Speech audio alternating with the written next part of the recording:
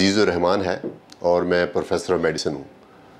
میں آپ لوگوں کو آج جس کو گیسٹرو ایسوفیجیل ریفلکس ڈیزیز کہتے ہیں یا GERD کہتے ہیں، اس کے بارے میں کچھ معلومات دوں گا، اور اس کی جو ریلیونس ہے وہ روزوں کے ساتھ بہت زیادہ ہے، چونکہ یہ ایک بیماری ہے جس کا خوراک سے تعلق ہے اور روزوں میں ہماری خوراک بہت زیادہ بدل جاتی ہے۔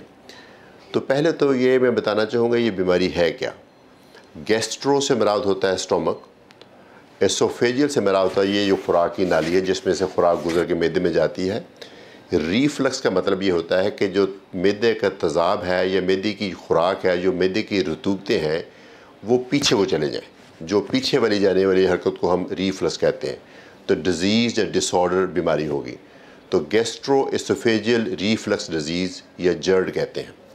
تو ہمارا سلوگن یہ ہے کہ جرڈ فری رمضان، چونکہ رمضان میں ہمارے کھانے کے ٹائمنگز بھی بدل جاتے ہیں، کھانے کی کمپوزیشن جو اس کی ساخت بھی بدل جاتی ہے، اور ہماری نیند بہت بدل جاتی ہے۔ تو اس وجہ سے وہ لوگ جن کو یہ بیماری ہوتی ہے ان کی علامات عام طور پہ بڑھ جاتی ہیں۔ تو یہ ایک ایسی بیماری ہے جو خاصی کامن ہے۔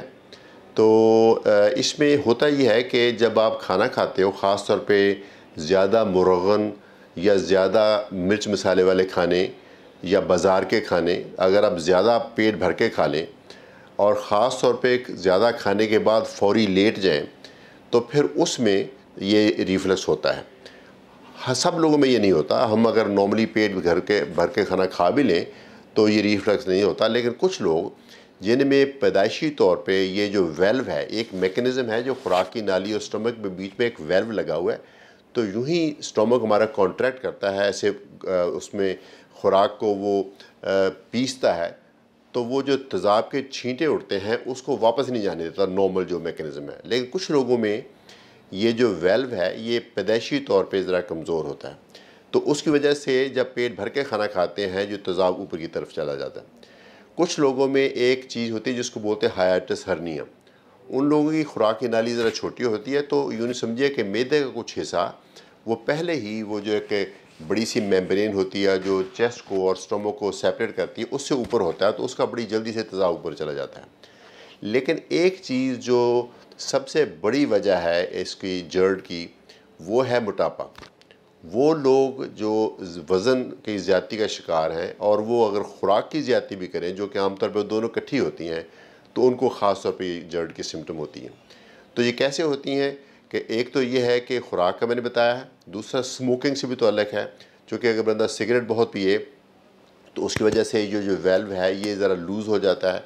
کئی ادویات ہیں جو ہمیں دینی پڑتی ہیں، دل کے مریضوں کو، بلڈ پریشر کے مریضوں کو، مثانے کے مریضوں کو دوائیاں دینی پڑتی، اس سے بھی یہ کئی دفعہ کمزور ہو جاتا ہے۔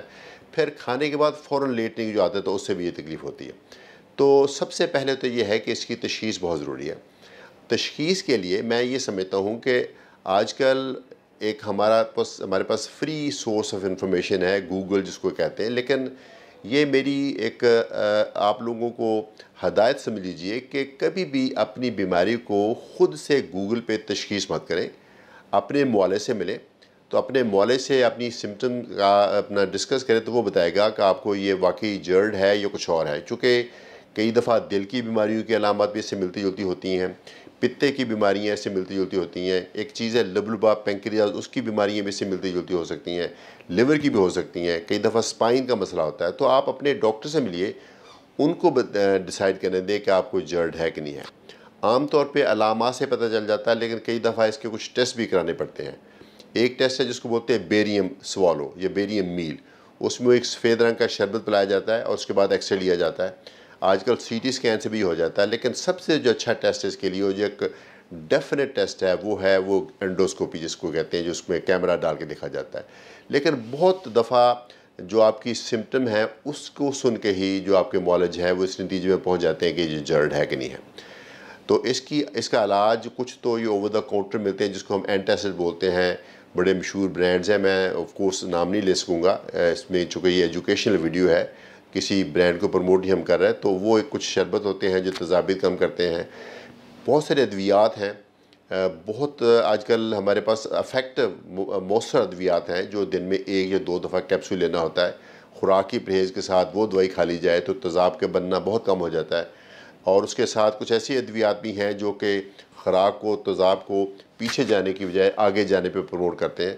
اور ایک سمپل سی عادت ہے کہ پیٹ ذرا ہلکا رکھ کے کھائیں تاکہ معدہ آدھا بھرے. اگر اس کے بعد آپ لیٹ بھی جائیں تو تیزاب اوپر کی طرف نہ جائے. اور کھانے میں اور لیٹنے میں 3 گھنٹے کا وقفہ ڈالیں جو کہ روزوں میں اکثر نہیں پاسبل ہوتا ہے, چونکہ سحری کے بعد اکثر لوگ دوبارہ سوتے ہیں تو وہ 3 گھنٹے کا وقفہ نہیں ہوتا, تو اس لیے وہ اگر اپنا سکیں تو کریں. تو یہ ساری چیزیں مل کے تو آپ کو انشاءاللہ اس بیماری سے آرام آ سکتا ہے. لیکن اس کا یہ دیکھا جائے ایک تو اس کی تکلیف بڑی ہے. کافی انسان کی جس کو بولتے ہیں نا کوالٹی آف لائف, وہ خاصی خراب ہو جاتی ہے. ہر وقت ہارٹ بن رہتا ہے, کبھی تیزاب اوپر آ جاتا ہے, کبھی لگتا ہے خوراک اوپر آ رہی ہے, تو بندے کی فزیکل اور مینٹل جو ہے وہ ہیلتھ بھی افیکٹ ہوتی ہے.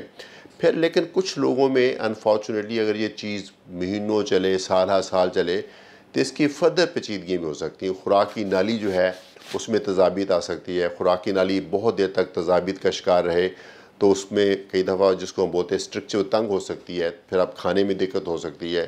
ایک چیز ہے جس کو بولتے ہیں بیرٹس ایسوفیگس, وہ ایک قسم کی سوزش کی شدید قسم ہے جس کو اگر ٹریٹ نہ کیا جائے تو آگے جا کے وہ کینسر بھی بن سکتا ہے. لیکن یہ مقصد یہ ڈرانا نہیں ہے, مقصد یہ ہے کہ ان تمام چیزوں کو اگر کنٹرول کر لیا جائے تو آپ کی تکلیف کافی حد تک بہتر ہو سکتی ہے.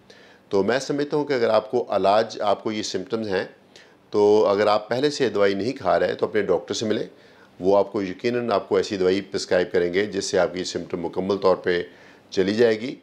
تو میں آپ تمام لوگوں کا شکریہ ادا کرتا ہوں تاکہ کیونکہ آپ نے یہ ویڈیو دیکھی. میں نبی قاسم فارما کا بھی شکریہ ادا کرتا ہوں کہ وہ اس ایجوکیشنل ایکٹیویٹی میں ڈاکٹر کا ساتھ دے رہے ہیں. بہت شکریہ.